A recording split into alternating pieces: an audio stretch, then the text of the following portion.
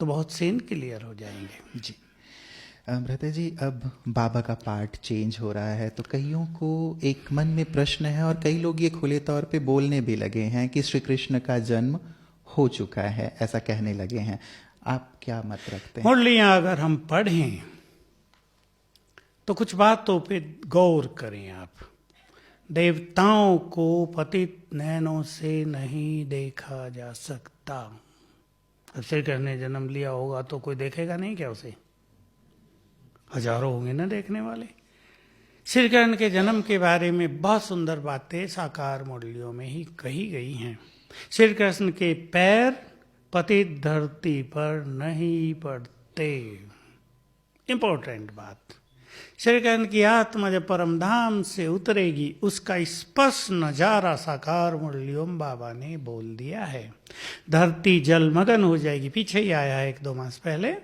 श्री कृष्ण की आत्मा ऊपर से उतरेगी, ऐसा प्रतीत होगा नीचे वालों को जैसे बहुत जबरदस्त प्रकाश ऊपर से नीचे आ गया है। ये सब होगा। लोग बहुत थोड़े होंगे, पतित लोग बहुत ज्यादा नहीं होंगे। इसलिए श्री कृष्ण का जन्म अभी संभव नहीं है। ये प्रकृति जो पतित है ये भला पावन शरीर का निर्माण कैसे करेगी? उसको पानी कहाँ से मिलेगा? पवित्र मिलेगा? पानी तो चाहिए, भोजन चाहिए।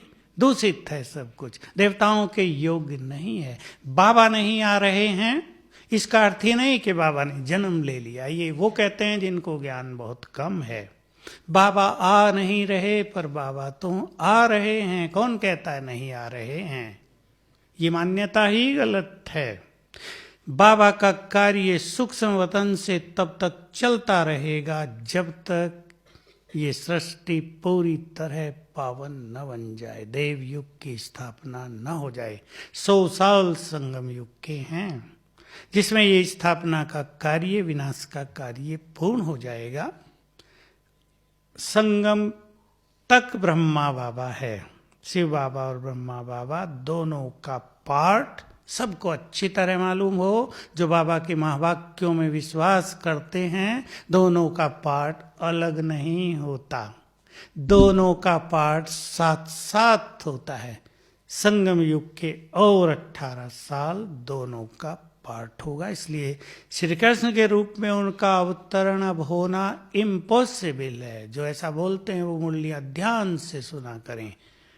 100 साल पूरे हो जाएंगे, फिर बाबा परम धाम जाएंगे और वहां से अजय कृष्ण नीचे उतरेंगे।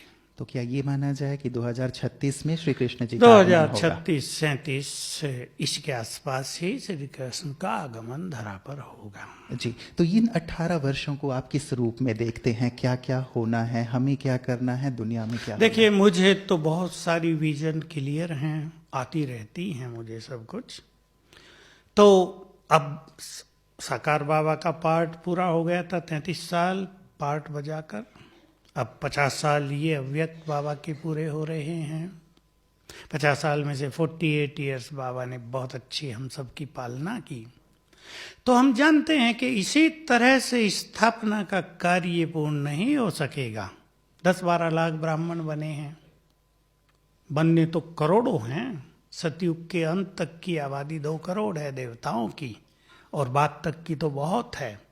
तो इतने देवताओं की रचना, देवत्व उनको प्रदान करना, सभी को बाबा का संदेश देना, वो टीवी से ही नहीं मिल जाएगा। तो अब तीसरे पार्ट की जरूरत है, और वो बाबा की मुरलियों में आप सब अगर ध्यान दें उन बातों पे, उस दृष्टि से मुरलियों को सुनो तो सब आता रहता है। साक्षात्कार होते रहेंगे। आया मुरलियों में 2 मास में कितनी बार आया। बाबा तुमको कितना बहलाएगा, पहाड़ियों पर रखेगा, पता भी नहीं होने देगा विनाश कब हो गया, मगन रखेगा गोल्डन एज में, सूक्ष्म वतन में। सुना है ना सभी ने? एक और पाठ चलेगा जो अव्यक्त मुरलियों से स्पष्ट है। जो इस देव देवियां हैं जिन्होंने अपनी स्थिति को बहुत महान बनाया है, वो साक्षात्कार रूप में प्रत्यक्ष हो जाएंगी और उनके द्वारा बाबा साक्षात्कार कराएगा। तो एक इस देवी कहीं जैसे साक्षात्कार हुआ यानी वो प्रख्यात हुई, लोग कहेंगे देवी प्रकट हो गई। उसके जितने भगत संसार में हैं वो एक हफ्ते में भाग आएंगे उसके पास, और जो देवी कहेगी सत्यवचन महाराज, कितने देवता तैयार हो जाएंगे। फिर दूसरी जगह किसी देवी का या देवता का साक्षात्कार होगा, ये होता रहेगा, आज यहाँ कल वहाँ परसों वहाँ, धूम मचेगी। तो एक साक्षात्कार करने वाले होंगे, दूसरे कराने वाले। ये विजयी रतन, उसमें से पहली 25 आत्माएं, ये सब मुरलियों में है, अव्यक्त मुरलियों में। विजयी रत्नों में 108 की माला में पहले 25 रतन बहुत बहुत महान आत्माएं हैं, उनमें से कई जा चुके हैं। ये सब स्टेज पर आएंगे, गई हुई आत्माएं भी स्टेज पर आएंगी। ममा से भी हमारा मिलन होगा अवश्य एक बार, तब तो सारा विश्व उसे माँ कहेगा, जगदम्बा कहेगा। अभी तो उसे कोई जानता ही नहीं, बाबा को तो चलो जानते भी हैं बहुत लोग, ममा तो पूरी तरह लोप है। तो धूम मचेगी साक्षात्कार की। तो अब ये पाठ चलेगा और दूसरा पाठ चलेगा, ये बहुत सुंदर पाठ होगा ना हम सब के लिए। हमें सेवा करना नहीं पड़ेगा, विंग खत्म हो जाएंगे सब, कॉन्फ्रेंस करने की जरूरत नहीं पड़ेगी, लोगों की लाइन लगेगी, इतनी भीड़ होगी कि ज्ञान सरोवर वाले रात को भी सोएंगे नहीं, रात भी दिन बन जाएगी। ये पहाड़ियाँ, क्या कहा बाबा ने, बिस्तर बन जाएंगे, सबकी अटैची को तकिया बनाएंगे, आसमान चादर हो जाएगा, रात तो रहेगी ही नहीं, रात नहीं रहेगी, इतनी लाइटिंग कर दी जाएगी और आत्माओं की लाइट भी इतनी चमकेगी कि रोशन हो जाएगा संसार। लेकिन एक दूसरा पाठ यहाँ चलेगा, धर्मराजपुरी, साथ साथ वो भी जो खतरनाक होगा, वो मैं आपको नहीं बताऊंगा, आप डर जाएंगे, खुशी की बातें हो रही हैं।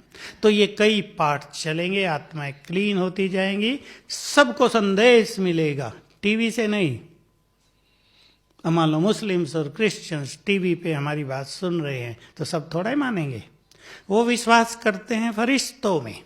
हम में से जो फरिश्ते बनेंगे उनके स्वरूप उन्हें दिखाई देंगे ऊपर, और आवाज सुनाई देगी, संदेश सुनाई देंगे, वो स्वीकार करेंगे, वो भी दिल से बाबा को स्वीकार करेंगे, मेरा है वो ये मान लेंगे, पवित्र बनेंगे और मुक्ति का वरदान पाएंगे।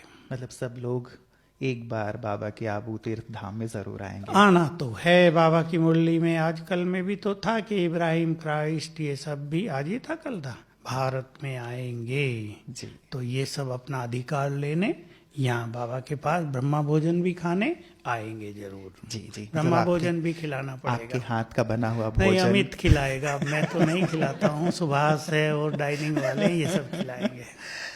भ्राता जी, एक